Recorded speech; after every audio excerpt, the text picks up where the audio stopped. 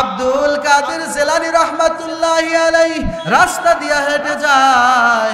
হঠাৎ করে এমন একটা পথ দিয়ে যাইতেছেন, ওই পথ দুই সাইডে পানি, সুন্দর একটা পথ আছে, একটা ড্রেনের মতো পথ। আমরা সাধারণ যেই সময় ইরি অর্থাৎ ইরি দান বলে, ওই সময় যখন একটা আইলের উপর দিয়ে যাইতে হয়, আল্লাহর বান্দা আরেকজন আসলে সরাসরি ডিপ না গিয়া যাবে, একজন পানিতে নামতে হবে, তাছাড়া উপায় নাই। এমন একটা রাস্তা দিয়ে আব্দুল কাদের জিলানী রওনা হয়ে গেছে। আল্লাহর আর একটা মাখলুক আর আসতেছে সামনের দিক থেকে, কুকুর।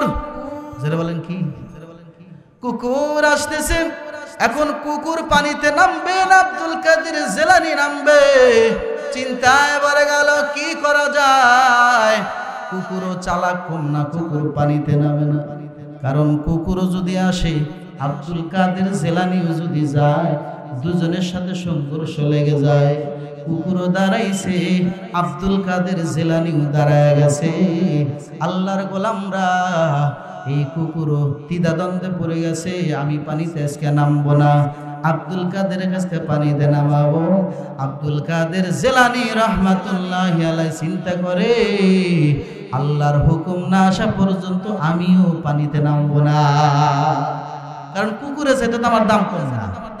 আল্লাহ বলছেন লাকাদ কাররামনা বনি আদম, বনি আদমকে আমি শ্রেষ্ঠ করে বানাইছি। সুবহানাল্লাহ কর। এখন সামনাসামনি যখন হয়ে গেছে, কুকুরের প্রশ্ন করা শুরু হয়ে গেছে, হ্যাঁ আব্দুল কাদের জিলানী, আজ আমিও পানিতে নামবো না, তুমিও নামতেছো না, কি ব্যাপার, কারণ কি? আজকে আমার একটা প্রশ্ন জবাব দিতে হবে, সারা জীবন প্রশ্নের জবাব দাও, মানুষের প্রশ্নের জবাব দাও, আজকে আমি কুকুরের একটা প্রশ্নের জবাব তোমার দিতে হবে। বলে কি প্রশ্ন, কি ব্যাপার? আজব কাহিনী, অবলা প্রাণীর মুখে কথা, কে বলায়? কে বলায়? যেরকম কাদের কুদ রক্তদারি বর কামাল, আন্তা রবি আন্তা হাসবি জুল জালাল, তুহি কাদের জলিলুল্লাহ জাহাদার, বহর হাল তুহি মেরা নিগাদার। আল্লাহু আকবার বলে। মুসলমান ভাইরা আমার, আব্দুল কাদের জিলানী রাহমাতুল্লাহি আলাইহি বলেন, আমার বড় মজাই লাগতেছিল, কারণ কুকুরের সাথে কথা হয়। বলে ও কুকুর, তুমি তোমার প্রশ্নটা করে ফেলো। বলে আজকে আমার প্রশ্ন হলো, এই যে দুইজন আমরা সংঘর্ষ লেগে গেছি, কেউ পানিতে নামবে না, আজকে আমাকে জবাব দিয়ে দাও, তুমি আব্দুল কাদের জিলানী ভালো নাকি আমি কুকুর ভালো? উপায় কি? মুসলমান ভাইরা আমার, আব্দুল কাদের জিলানী রাহমাতুল্লাহি আলাইহি চিন্তায় পড়ে গেছে, কি করি, কি জবাব দিয়া দিব আমি? মুসলমান ভাইরা আমার, পর্দার আড়ালের মা, ভালো করে শুনবেন, আল্লাহ রাব্বুল আলামিন দুনিয়ায় পাঠাইছে, এমনি পাঠায় নাই, হুকুম দিয়া পাঠাইছে। কি জন্য পাঠাইছে সেই কথা আজকে শুনতে হবে। আব্দুল কাদের জিলানী কোনো জবাব নাই, চিন্তায় পড়ে গেলেন, আমি যদি বলি যে ও কুকুর, তোমার চাইতে আমি বড় ভালো, তাহলে দিলে অহংকার আসিয়া যায়, এটাও বলা যাবে না, কারণ অহংকারের চাদর হলো আল্লাহর, অহংকারের চাদর কার? এটাও বলা যায় না, তাহলে কি বলা যাবে? আবার যদি বলি ও কুকুর, তোমার চাইতে আমি খারাপ, তাহলে আল্লাহর কোরআনের উল্টা হয়ে যায়। আল্লাহ বলছেন লাকাদ কাররামনা বনি আদম, বনি আদমকে আমি শ্রেষ্ঠ করে বানাইলাম। হঠাৎ অটোমেটিক আল্লাহ দিলের ভিতরে প্রশ্নের জবাব দিয়া দিছে গো। ও মুসলমান ভাই আমার, জবাব দিয়ে দিছে, ও আব্দুল কাদের জবাব দিয়া দাও। ও কুকুর, দুনিয়ায় তোমার প্রশ্নের জবাব আমি দিতে পারলাম না, আমি মরার পরে আমাকে আল্লাহ যদি মাফ করে দেয়, আমাকে আল্লাহ মাফ করে যদি দেয়, ও কুকুর তুমি আমার চাইতে খারাপ, কারণ আমার জান্নাত আছে, তোমার কোনো জান্নাত নাই, এই জন্য তুমি আমার চাইতে বড় খারাপ। ও কুকুর, আমি যখন মারা যাব, আমি মারা যাওয়ার পরে আমার হাতে যদি হ্যান্ডকাপ লাগিয়া যায়, আমার হাতে যদি হ্যান্ডকাপ পরে যায়, কবর যদি জাহান্নামের গর্ত হয়, তাহলে জানিয়া রাখো ও কুকুর তুমি আমার চাইতে বড় ভালো, কারণ তোমার হাতে কোনো হ্যান্ডকাপ পরবে না, তোমার জান্নাত নাই জাহান্নামও নাই। কুকুর জবাবটা শুনিয়া বড় খুশি হইয়া পানিতে নামিয়া পার হয়ে গেল। সুবহানাল্লাহ। কুকুর কয় আমি এই জবাবই চাইছিলাম। এই জবাব মনের ভিতরে ডালিয়া দিছে কে? কথা কর আল্লাহ তাআলা।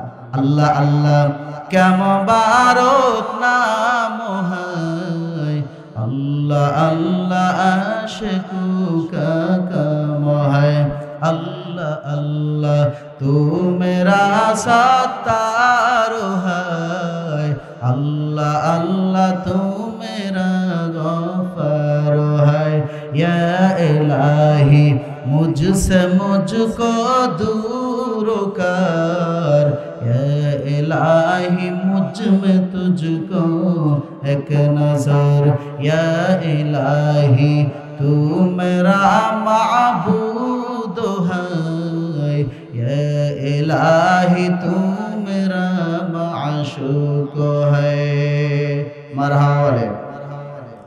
मुसलमान भाइरा আমার, এইবার আল্লাহর দুই বান্দা দ্বিধা দ্বন্দ্বে পড়ে গেছে। মালিক ইবনে দিনার, দয়ার মালিক আমাদের জবাব দাও, হরিণীদেরকে কেন এত সুন্দর পানি পান করাইলা?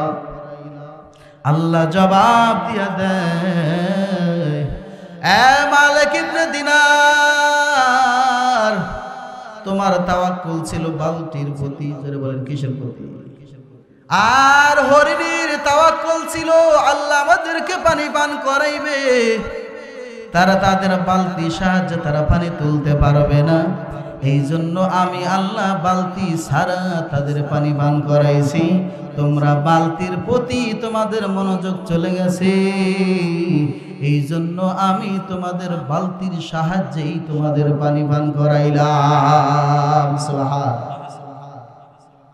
আমাদের বিশ্বাস চলে গেছে খেতে, আমাদের বিশ্বাস চলে গেছে ব্যবসায়, আমাদের বিশ্বাস চলে গেছে চাকরিতে, এজন্য আল্লাহ বলে বান্দারে আমি তোমাদেরকে অমনি আল্লাহ আমি আল্লাহ রিজিক দিয়া দিই।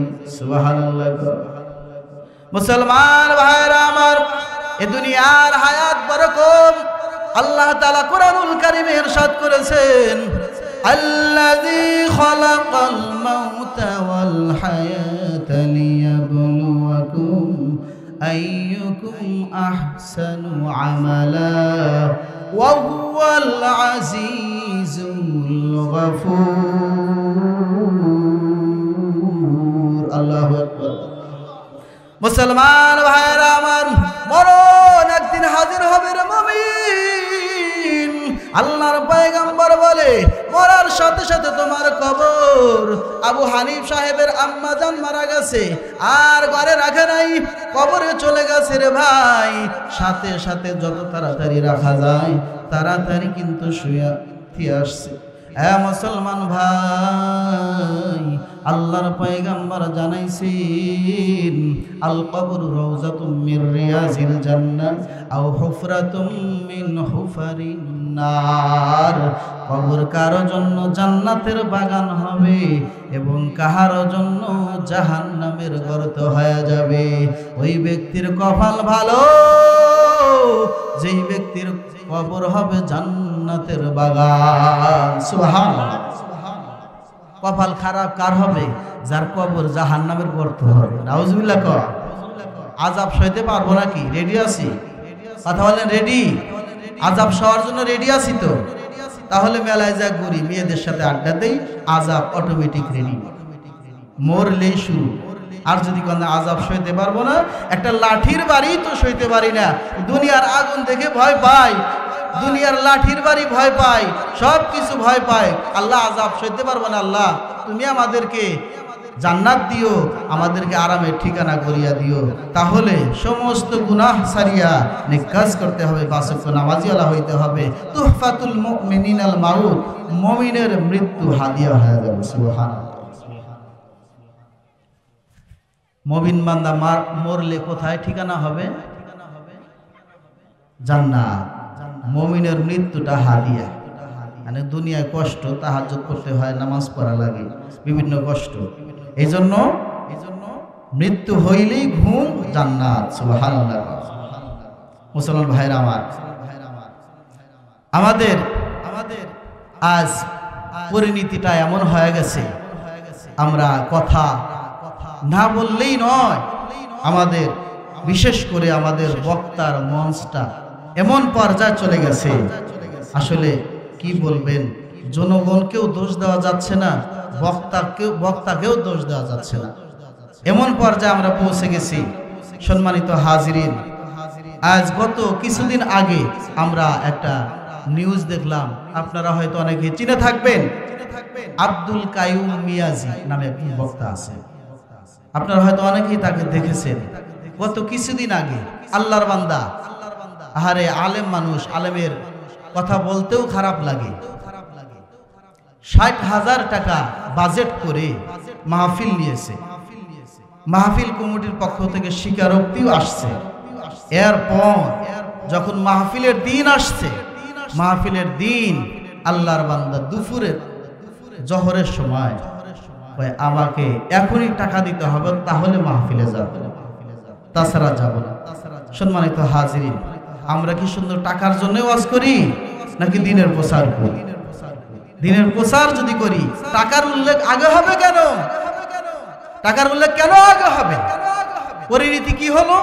টাকার লোভে পড়ে পরিণতি এমন হয়ে গেল, আল্লাহর বান্দারা চালাকি করে টাকা দিয়ে দিল যে বক্তা আগে আসুন। এই গত কয়েকদিন আগের কাহিনী, আপনারা ইউটিউবে সার্চ দিলে দেখতে পাবেন। সম্মানিত হাজিরিন, বক্তা চলে আসছে, টাকা ৬০,০০০ চলে গেছে, বক্তা হাজির, ১ ঘন্টা ওয়াজ করছে। কয় ঘন্টা? ১ ঘন্টা ৬০ মিনিট ওয়াজ করার পরে বান্দাকে রুমে নিয়ে আচ্ছা মতো পিটুনি দেওয়া হয়েছে। আমরা দেখলাম মুখটুক ফুলে গেছে। কিসের কারণে গেল? টাকা। এমনও বয়ান দিতেছে আলেম ওলামাদের সম্মুখে যে আপনারা কেমন হুজুর হয়েছেন, আপনারা কি বয়ান দেন, আপনারা কি এটা দিন শিক্ষা দেন? এখন টাকা দিতে হবে, টাকা ছাড়া আসবো না। আপনার মিনিটে পড়ছে ১,০০০, মিনিটে কয় হাজার পড়ছে? ১,০০০। আর ১,০০০ টাকা কামাই করতে কত সময় লাগে? আজ বক্তা হয়, বক্তাদের বিরুদ্ধে জায়গার পক্ষে যায়, কথা তো বলতেই হবে।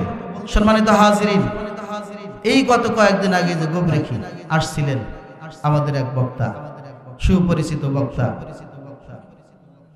আব্দুর রহিম রফিকুল ইসলাম মাদানী, উনি আসছিলেন। ২৫ মিনিট ওয়াজ করে ৬০,০০০ টাকা। কয় মিনিট? ২৫ মিনিট ওয়াজ করে ৬০,০০০। ভাই, এগুলা বাদ দেই ভাই, এই যে মিডিয়ার ভাইরা রয়েছে, ওনারা প্রচার করবে। আমি ওই সমস্ত বক্তাদেরকে একেবারে পায়ে ধরে বলবো, আপনারা এরকম কাজ করিয়েন না, জাতি ধ্বংস হয়ে যাবে। আজ মাঠটা এমন পর্যায়ে চলে গেছে যে বক্তাদের কারণে আর চোখে সেই কান্না নাই, চোতার আর কাঁদে না, বয়ান শোনার কান্না নাই, কারণ ইখলাস হারায় গেছে। বক্তা কথা শুনেই তো মানুষ কাঁদবে, বক্তার ইখলাস নাই। এজন্য সম্মানিত বক্তাদেরকে আমি বিশেষভাবে আহ্বান জানাবো, আপনারা এই কাজটা ছেড়ে দেন। প্রয়োজনে গাইডের পক্ষ থেকে বক্তাদের অনেক সময় যুক্তি আছে যে আমরা যাই, অনেক সময় টাকা যেটা বাজেট হয়েছে দেয় না দিলে না দুক, সমস্যা নাই, আমি ওখান থেকে আমার গাইডের টাকাটা ভাড়া দিয়ে আসবো। আপনি যদি কিছু খরচ নাই করেন, তাহলে দিনের খাদেম কিভাবে হবে? না দিনের খাদেম কিভাবে হবে? দিনের খাদেম কি টাকা নিয়ে পকেট বোঝাই করে ওইটাই দিনের খাদেম হয় নাকি? দিনের খাদেম ওইটাই না, নিজের থেকে কিছু খরচ করতে হবে। মুসলমানি বুয়াদ গরদান নেহাদান इनाने खुद बदस्ती खजददम गर्ब सूरत आदमी इंसाब दे अहमद बुजहलो हामिद साब दे। मुसलमान भाईरा आमार কবর নিয়েও তামাশা শুরু করেছে। কবরে ওলামায়ে কেরাম বয়ান দেয় কবরে আযাব হয়।